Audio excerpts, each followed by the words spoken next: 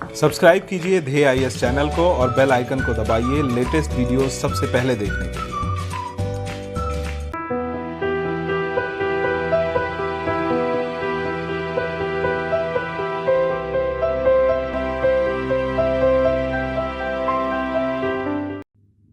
नमस्कार, मैं सुनील वर्मा ध्येय आईएएस टीम की ओर से आपका स्वागत करता हूं ध्येय टीवी पर। हम बात करेंगे डेली करंट अफेयर्स के अपने प्रोग्राम पर, जैसा कि हम प्रतिदिन करते आए हैं। इस वीडियो में 3 टॉपिक में कवर करूंगा। पहला है ग्लोबल न्यूट्रिशन रिपोर्ट 2020। वहीं जो दूसरी खबर है उसमें हम डिस्कस करेंगे कि जो चीन का एक रॉकेट जो है कि जमीन पर गिराया है, इसके क्या क्या घातक इंपैक्ट हो सकते थे, और साथ ही साथ रॉकेट की टेक्नोलॉजी को हम डिस्कस करेंगे। वहीं जो तीसरी खबर है उसमें हम बात करेंगे मेलामाइन। देखेंगे मेलामाइन क्या होता है, इसका प्रयोग कहां होता है और वर्तमान में यह चर्चा में क्यों बना हुआ है। आइए इन तीनों ही टॉपिक को एक एक करके हम डिस्कस करते हैं। सबसे पहले हम बात करेंगे ग्लोबल न्यूट्रिशन रिपोर्ट 2020 पर। आपको इसके लिए एक शब्द समझना होगा, वह है कुपोषण।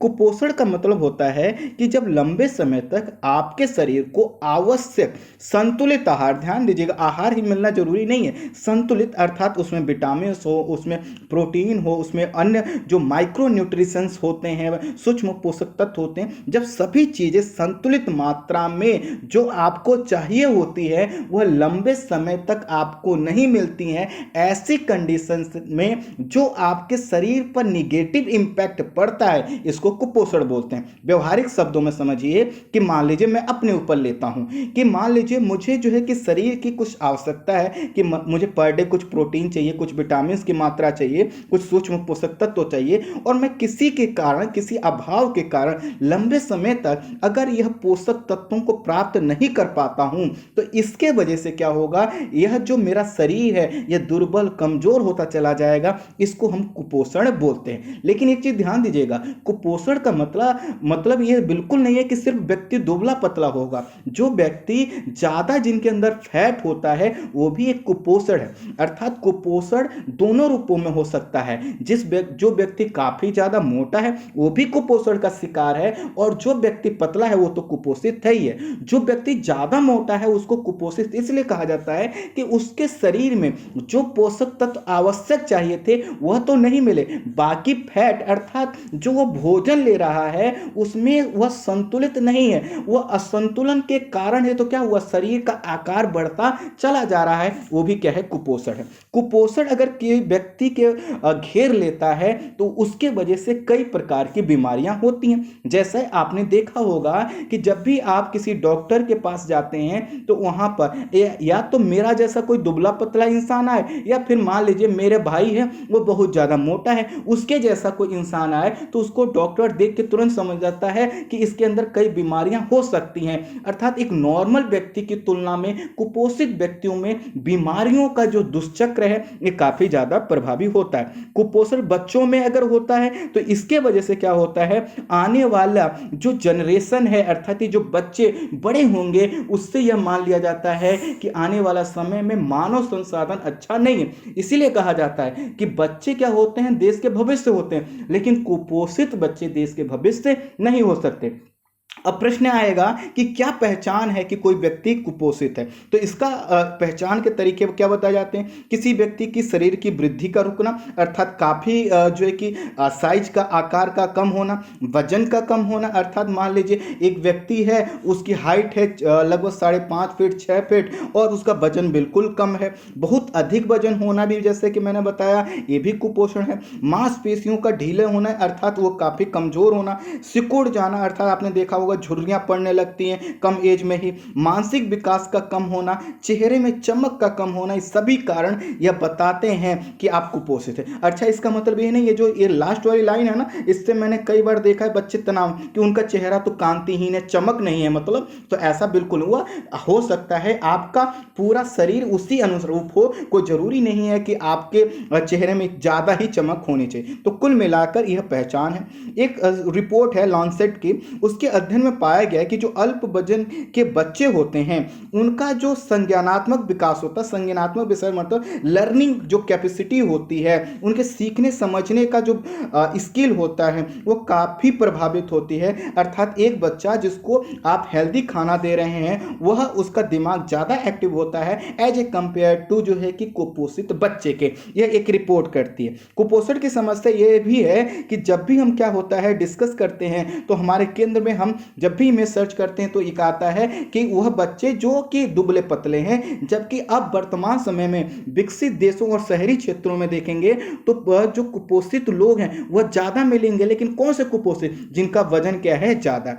यूनिसेफ जो कि एक संस्था है, इसने शहरी और ग्रामीण क्षेत्रों में दोनों क्षेत्रों में कुपोषण की समस्या का जो है कि जब अध्ययन किया तो इसने पाया कि इसके वजह से न सिर्फ शरीर कमजोर होता है बल्कि व्यक्ति का दिमाग भी कम विकसित हो पाता है, याददाश्त कमजोर होती है और उनका जो इम्यूनिटी सिस्टम है अर्थात जो प्रतिरोधक क्षमता है वो भी क्या होता है, कम होता है। और इसके वजह से संक्रमण क्या होता है, तेजी से उनको प्रभावित करता है। अब ये देखिए पूरा घटनाक्रम जोड़ता कैसा है। हाल ही में एक जारी रिपोर्ट जिसका नाम है वैश्विक पोषण रिपोर्ट 2020, जिसको इंग्लिश में ग्लोबल न्यूट्रिशन रिपोर्ट 2020 के नाम से जानते हैं, भारत को विश्व के उन 88 कंट्रीज में शामिल किया गया है जो 2025 तक ग्लोबल न्यूट्रिशन टारगेट जो उनको दिया गया था उसको प्राप्त करने में सफल नहीं हो पाएंगे। अर्थात भारत को पिछड़े जो है कि देशों में शामिल किया गया है जिसके पास बहुत ज्यादा सरप्लस एग्रीकल्चर प्रोडक्ट्स है, काफी ज्यादा फूड की सिक्योरिटी है और हम जो है कि बहुत बड़ी मात्रा में खाद्यान्न पदार्थ को निर्यात करते हैं। बावजूद ये कहा जा रहा है कि 2025 तक जो ग्लोबल न्यूट्रिशन टारगेट हमको दिए गए थे हम पूरा नहीं कर पाएंगे। और ऐसा करने वाला भारत एकमात्र देश नहीं है बल्कि 88 और कंट्रीज हैं जिनके साथ ये समस्या। इन 88 कंट्रीज में अधिकांश जो कंट्रीज हैं वह अफ्रीका और एशिया महाद्वीप और लैटिन अमेरिका की हैं, यूरोप और जो है कि आपको नॉर्थ अमेरिका की कम। तो कुल मिलाकर भारत की जो कंडीशन है वो काफ़ी डरावनी बताई गई है इस रिपोर्ट के अंदर। कुपोषण की समस्या पर जो यह रिपोर्ट है यह विश्व में सर्वाधिक जो है कि विश्वसनीय रिपोर्ट मानी जाती है, इसलिए आप इसको ऐसा डिनाई भी नहीं कर सकते कि हाँ इन्होंने तो बोल दिया। अब समझिए कि आप प्रश्न जानना यह चाह रहे होंगे कि आखिर इस रिपोर्ट को किसने जारी किया जिसको हम इतना विश्वसनीय। तो इसको जारी करने की जो जिम्मेदारी होती है और इसके पीछे जो आंकड़े लिए जाते हैं वो लिए जाते हैं वर्ल्ड हेल्थ असेंबली। और आपने अगर कल का वीडियो देखा होगा तो मैंने आपको बताया था कि वर्ल्ड हेल्थ असेंबली क्या है। WHO का वह गवर्निंग बॉडी है जो डिसाइड करता है कि पूरे विश्व में कैसे हमें लोगों को ज्यादा हेल्दी बनाना है, कैसे जो है कि महामारियों को रोकना है। और इन्हीं सब चीजों का एक जो है कि जो बैठक होती है उसी को बोलते हैं वर्ल्ड हेल्थ असेंबली। तो इसी में क्या किया गया है, यह बात कही गई है जो कि ग्लोबल आपका न्यूट्रिशन रिपोर्ट 2020 के नाम से प्रकाशित हुई है। साथ ही साथ अब आप एक चीज और समझ लीजिए कि यह जो रिपोर्ट है यह वर्ष 2013 से प्रकाश जो है कि इसका सम्मेलन हुआ था जब वर्ल्ड हेल्थ असेंबली का, तो उस समय कहा गया था कि न्यूट्रिशन फॉर ग्रोथ N4G जिसको बोलते हैं न्यूट्रिशन फॉर ग्रोथ जो है कि एक शिखर सम्मेलन हुआ था जिसमें अधिकांश देशों के जो हमारे प्रमुख नेता हैं उन्होंने भागीदारी की। और यह कहा गया कि अब हम क्या करेंगे, एक रिपोर्ट निकालेंगे जिसका नाम होगा ग्लोबल न्यूट्रिशन रिपोर्ट। और इसका जो पहला संस्करण वर्ष 2014 में जारी किया गया था और वार्षिक रूप से यह रिपोर्ट जारी की जाती। इसमें क्या किया जाता है कि पोषण के जो टारगेट आपको दिए गए थे उनको ट्रैक किया जाता है। साथ ही साथ यह भी बताया जाता है कि आप वर्तमान में जो टारगेट आपको दिया गया है उसको आप पूरा कर पा रहे हैं या नहीं, अर्थात इसकी समीक्षा की जाती है। और यह भी बताया जाता है कि चुनौतियां कौन कौन सी हैं और आपके पास विकल्प कौन कौन से हैं। अर्थात कोई देश अगर चाहे कि हमें इस रिपोर्ट से सीखना है तो काफी कुछ वह सीख सकता है। और इसमें कहा गया है कि वर्ल्ड हेल्थ असेंबली में मां, शिशु, किशोर बच्चों में 6 पोषण लक्ष्यों को चिन्हित किया गया था और इन्हें क्या करना है कि 2020 तक प्राप्त करना था। इसमें देखिए क्या कहा गया है कि 19 साल से लेकर 50 वर्ष की आयु की महिलाओं में जो एनीमिया के मामले होते हैं उसमें 50% कमी लाना। अब प्रश्न आएगा कि एनीमिया का कुपोषण से क्या संबंध? जी है।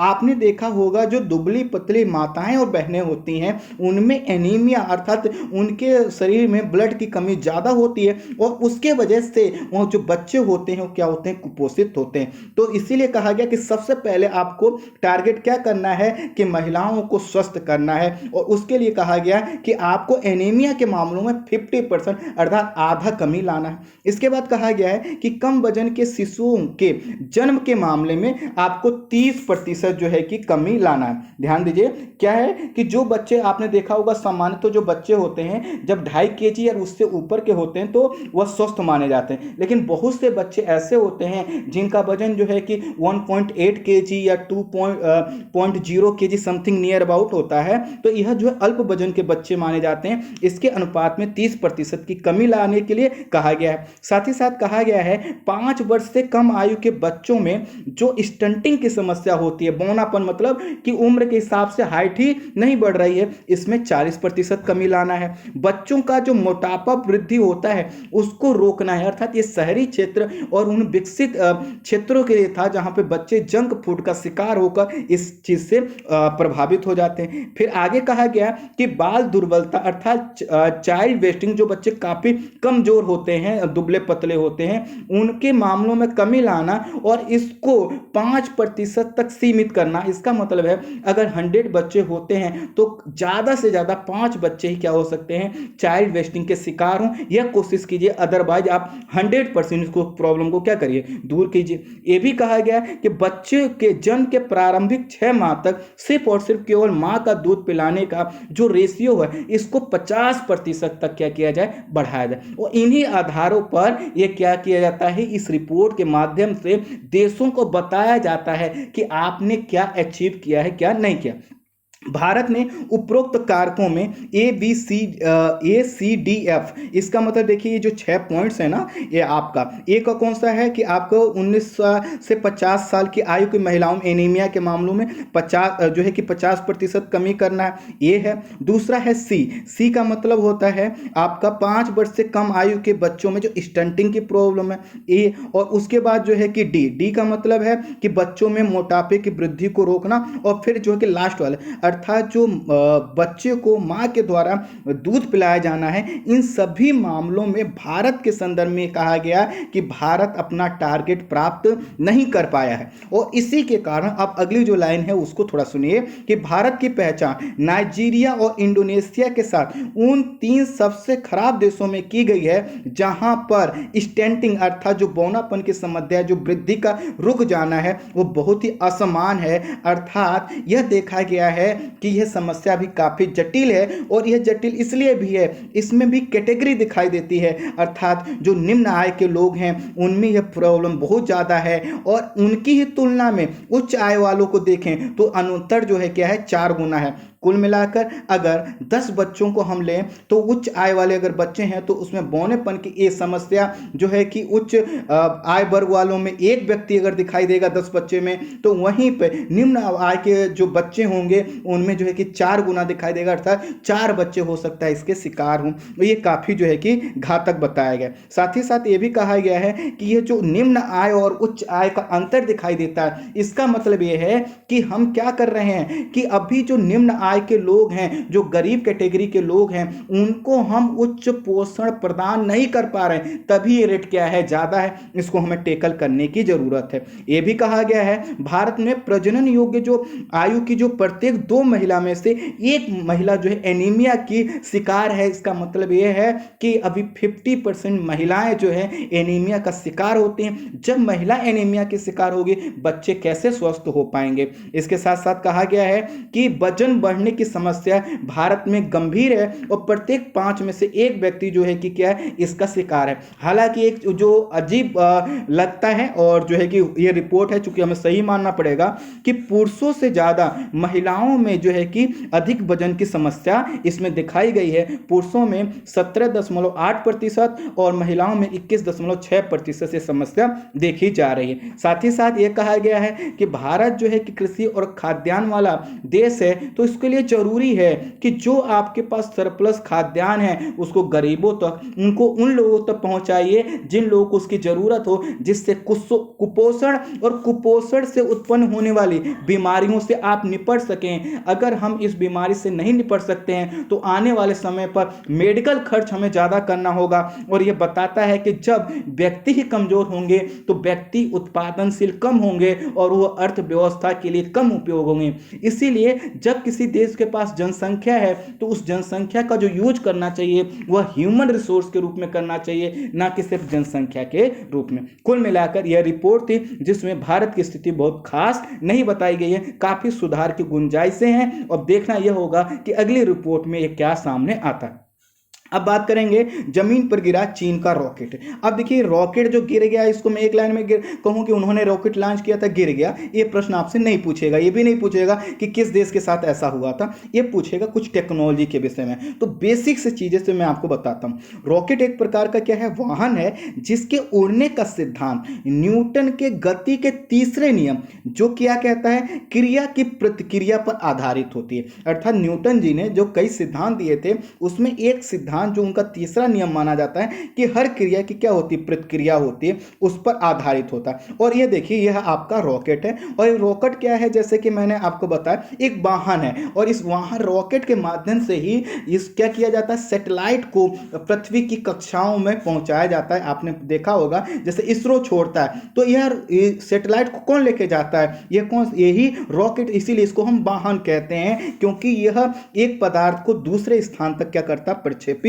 करता है। तो इसी को आप रॉकेट कहते हैं। ये पूरे इमेज को मैं समझाऊंगा, अभी चिंता मत कीजिए। उसके बाद देखिए ये भी आपका रॉकेट का ही है। इसके बाद रॉकेट द्वारा जो तेज गति से गर्म वायु को पीछे की ओर फेंकने पर रॉकेट को आगे की दिशा में बढ़ने में समान अनुपात का बल मिलता है। अर्थात जैसे मैंने कहा कि न्यूटन का गति का तीसरा नियम क्या कहता है कि क्रिया की प्रतिक्रिया होगी, और इसी को फॉलो करता है रॉकेट। अब वो कैसे करता है, एक व्यवहारिक एग्जाम्पल समझिए। ये देखिए बैलून है ना, तो बैलून को जब आपने मुंह से आप फुलाते हैं तो उसमें क्या करते हैं, हवा भरते हैं। इसी बैलून का ये जो पीछे वाला भाग है जहां से आप हवा रहे थे, आप इसको क्या करिए, ऐसे थोड़ा सा छोड़ दीजिए, तो आपने देखा है बैलून क्या होता है, तुरंत आपके हाथ से छूट के और तेजी से भागता है। और क्यों भागता है कि जहां से आप हवा भर रहे थे वहां से हवा क्या होती है, पीछे के साइड में निकलती है। ये व्यवहारिक बता रहा हूं, इसलिए आप रॉकेट को नहीं बोल पाएंगे। आप समझिए एक बैलून को आप फुला रहे थे, आपने मुंह से निकाला और आप उसको देख रहे थे और तब तक आपके हाथ से छूट गया। तो अब देखिए वह बैलून आपके हाथ से दूर भागता है। और क्यों भागता है, क्योंकि जहां से आप हवा भर रहे थे अब हवा क्या और पीछे की तरफ निकल रही थी। तो यही देखिए पीछे की तरफ से जो हवा निकल रही थी वही क्या करती है, उसको अलग डायरेक्शन में फोर्स डालती है कि बैलून उसके विपरीत डायरेक्शन में क्या हो, भागे। ठीक अब देखिए रॉकेट के संदर्भ में, ये देखिए जो रॉकेट का यह जो आपका नीचे का जो भाग है, आपने देखा होगा इसमें आग लगती है और इससे क्या होता है, तेजी से आग निकलती है और उसके बाद यह रॉकेट का जो मुख्य भाग है यह आगे की ओर बढ़ जाता है। अर्थात जब रॉकेट क्या होता है, जब लॉन्च किया जाता है तो आपने देखा होगा उससे तेजी से आग निकलती है, गैसेस निकालती हैं, वह जमीन पर क्या मारती हैं, जैसे झटका मारती हैं। इसको थोड़ा सा स्प्रिंग वाला नियम मत लगाइए, लेकिन आपने देखा है स्प्रिंग को आप दाबिए फिर जैसे छोड़िए तुरंत ऊपर की ओर जाता है। ठीक इसी तरह क्यों जाता है, क्योंकि आपने दाबा था, जैसे ही उस पर से फोर्स हटा वो फिर से अपनी कंडीशन में आना चाहता है। रॉकेट के पास क्या होता है, जैसे ही आग लगी, आग से जैसे बहुत तेजी से गैस और जो है कि उष्मा निकली, यह उष्मा और जो है कि गैस क्या करती है, उसको ऊपर की तरफ प्रक्षेपित करती है और इसी नियम पर क्या करता है, यह रॉकेट आगे बढ़ता है। रॉकेट के भीतर क्या होता है, एक ठोस तरल ईंधन को ऑक्सीजन की उपस्थिति में जलाया जाता है। ध्यान दीजिएगा, जो रॉकेट है क्या करता है, ये ऑक्सीजन को लेकर जाता है। कई बार आपने देखा होगा जो जेट यान होते हैं, तो जेट यान क्या होते हैं, इनमें भी रॉकेट का जैसा ही इंजन थोड़ा होता है, लेकिन जो जेट यान या जो वायुयान होते हैं, जो हवाई जहाज होते हैं, उसमें क्या टेक्नोलॉजी होती है, वह वायुमंडल की ऑक्सीजन को लेते हैं। लेकिन जो रॉकेट होता है, जो आपको मैं दिखाऊं कि ये जो पूरा पैक्ड होता है, आप ये स्ट्रक्चर देखिए, इसमें क्या होता है, यह जो ईंधन लगाए जाते हैं उसमें ऑक्सीजन भी भेजा जाता है। इसलिए ऑक्सीजन भेजा जाता है क्योंकि जैसे ही रॉकेट ऊंचाई पर जाएगा तो ऊंचाई पर तो ऑक्सीजन की मात्रा क्या होती है, कम होती है। आपने देखा होगा जो लोग पर्वतों पर चढ़ाई करते हैं तो क्या होते हैं, ऑक्सीजन लेकर जाते हैं। क्यों कि जैसे जैसे ऊंचाई बढ़ती है ऑक्सीजन की मात्रा क्या होती है, कम होने लगती है। इसलिए रॉकेट के साथ क्या किया जाता है,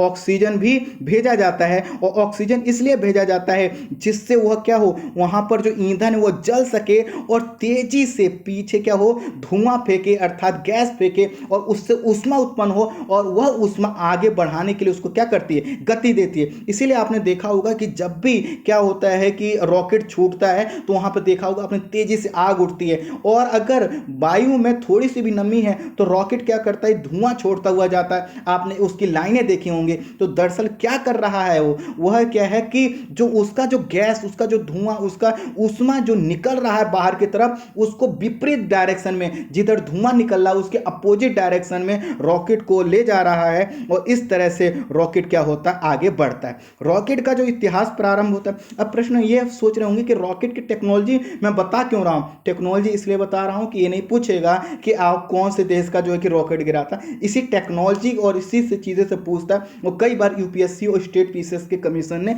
इस प्रकार के प्रश्न पूछे हैं। रॉकेट का जो इतिहास प्रारंभ होता है वह 13वीं शताब्दी से होता है। और माना यह जाता है कि चीन में बहुत पहले जो है कि रॉकेट की टेक्नोलॉजी विकसित हो गई थी। इंडिया में भी देखा जाए तो न सिर्फ टेक्नोलॉजी विकसित हुई थी बल्कि 1792 में मैसूर के शासक टीपू सुल्तान ने अंग्रेजी सेना के खिलाफ इसका बहुत अच्छा उपयोग किया था। और उस समय जो अंग्रेजी सेना को नेतृत्व करने वाला कप्तान था उसको समझ में नहीं आया कि आखिर ये क्या हो गया। उस समय की आधुनिक घटना है। आज भी नासा में आप जाएंगे तो टीपू सुल्तान की ये जो रॉकेट के टेक्नोलॉजी पर बनाए गए हथियार हैं उनकी इमेज लगी है। अर्थात इंडिया में भी ये काफ़ी पहले विकसित हो गया था। लेकिन जो आधुनिक रॉकेट हम जो कहते हैं ना, इसके विकास का श्रेय जाता है अमेरिकी वैज्ञानिक रॉबर्ट हचिंसन गोडार्ड। ये देखिए नाम है रॉबर्ट हचिंसन गोडार्ड, इनको जाता है। और इन्होंने क्या किया था, 1926 में इस टेक्नोलॉजी को ईजाद किया था। और फिर यही टेक्नोलॉजी आगे बढ़कर वर्तमान स्वरूप में दिखाई देती है। पहले क्या आवश्यकताएं कुछ और थी, आज की आवश्यकताएं कुछ और हैं। और इन्होंने 1926 से लेकर 1941 तक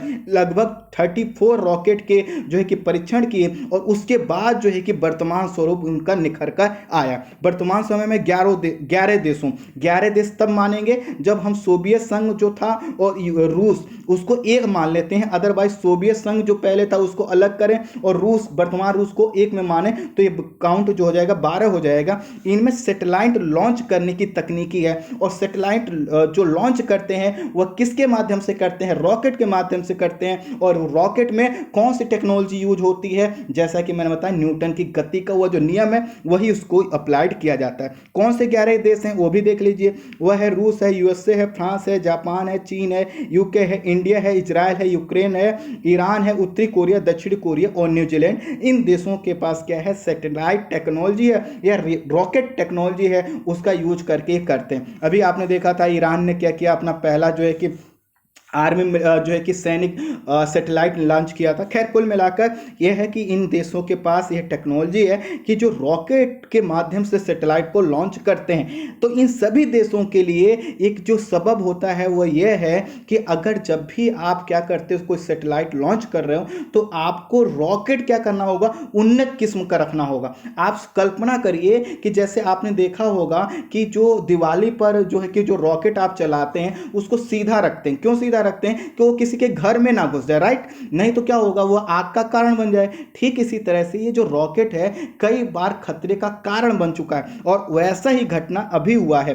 चीन में जो है कि दो प्रकार के जो 2 रॉकेट हैं जिनका वह अपनी जो मिशन है उनके लिए प्रयोग करता है। इसका नाम है, एक का लॉन्ग मार्च 5 और दूसरे का है लॉन्ग मार्च 5B। अर्थात लॉन्ग मार्च 5 दोनों में कॉमन है, एक सिर्फ लॉन्ग मार्च 5 है, दूसरा लॉन्ग मार्च 5 है। और चीन क्या कर रहा है, इसकी जो महत्वाकांक्षा है वह वर्तमान समय में यूएसए और जो है कि इंडिया को इस स्पेस के क्षेत्र में पीछे छोड़ देने की है। और इसी के लिए आए दिन यह क्या करता है, नए नए प्रयोग करता है। और नए प्रयोगों के साथ साथ इसके कई प्रकार के स्पेस मिशन चल रहे हैं। इन मिशनों के लिए क्या करता है, लॉन्ग मार्च 5 और लॉन्ग मार्च 5B का रॉकेट का प्रयोग करता है। और इसके द्वारा क्या किया जाता है, यह रॉकेट को अंतरिक्ष में पहुंचाते हैं। लेकिन जब जब ये रॉकेट को पहुंचा रहे हैं वहां पर, तो उसमें भी कई प्रकार इनकी घटनाएं हो चुकी हैं। और अभी की जो घटना है वो तो काफ़ी घातक है। ये देखिए लॉन्ग मार्च 5B की इमेज आप देख लीजिए, थोड़ा सा आपको समझना आसान रहेगा।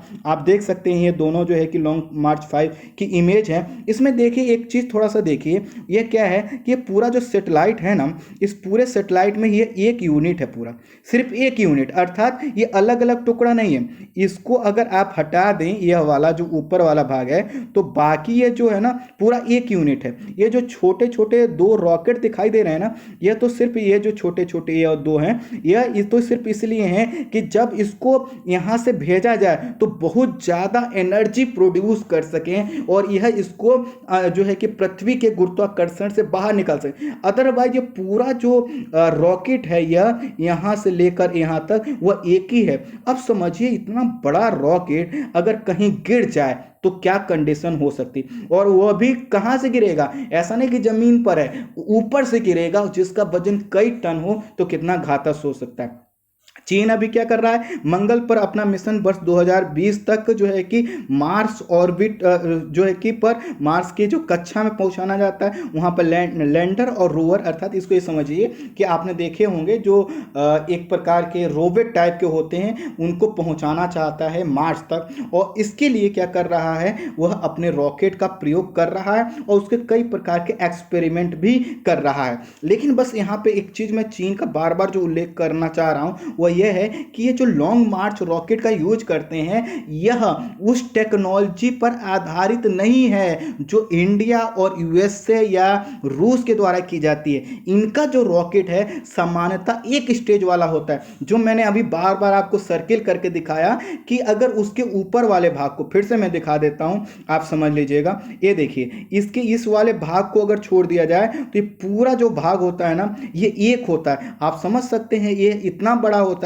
अर्थात इनके जो रॉकेट में स्टेज होते हैं सामान्यतः एक स्टेज का होता है या दो स्टेज का होता है। तो इससे क्या होता है कि जब कोई भी यह बड़ा सा चीज क्या होता है अंतरिक्ष से अगर जमीन पर गिरता है तो काफी खतरे की संभावना होती। सामान्यतः इंडिया और यूएसए में कौन से रॉकेट होते हैं कि वह 4 स्टेज के होते हैं। तो जैसे जैसे रॉकेट ऊपर जाता है उसके भाग क्या होगा, आपने देखा होगा अलग अलग जो है कि ऊंचाई पर अलग अलग भाग क्या होते हैं, निकलते चले जाते हैं। तो इससे यह होता है कि जब क्या होता है कुछ जो ऊपर वाला भाग है जब अपनी कक्षा में जाता है और किसी कारण से अगर नियंत्रण हट भी जाता है तो कोई छोटी चीज या एक चीज गिरेगी, और उस जब वो गिरेगी तो सामान्यतः वह वायुमंडल में आग लगकर जलकर खत्म हो जाएगी।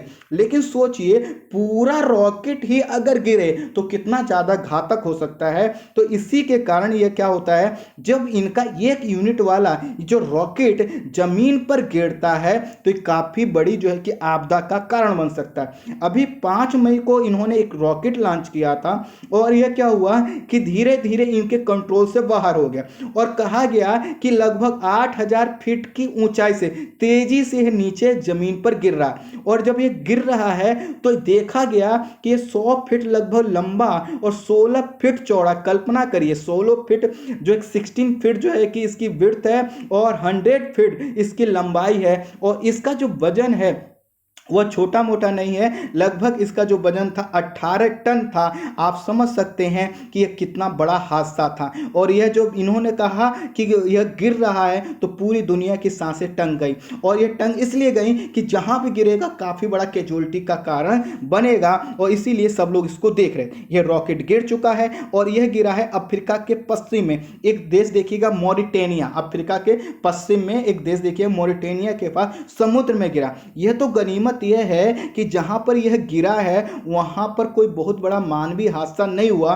कारण यह है कि इस समय जहाजें पानी की कम चल रही हैं, या फिर यह जमीन पर नहीं गिरा। सोचिए अगर जमीन पर गिरता तो यह भूकंप का कारण बनता, और डायरेक्ट ये जब गिरता तो कितने हजार लोगों की जान का यह कारण बन सकता था। लेकिन यह नहीं गिरा। इसमें सिर्फ और सिर्फ क्या है, यह किस्मत हम लोग समझ सकते हैं कि ऐसा हुआ।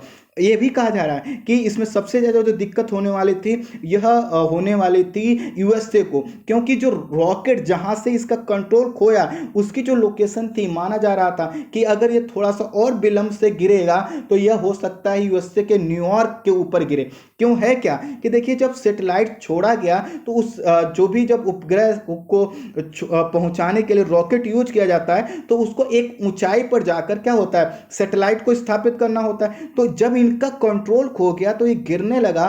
तो कहा यह जा रहा था कि अगर यह थोड़ा सा, जब अब ये गिर गया है, अगर थोड़ा सा विलंब से गिरता तो न्यूयॉर्क के ऊपर गिर सकता है। अब कंडीशन देखिए, इस समय यूएसए और चीन में वैसे भी तनाव है, अगर ये भी हो जाता तो कितना खतरनाक होता।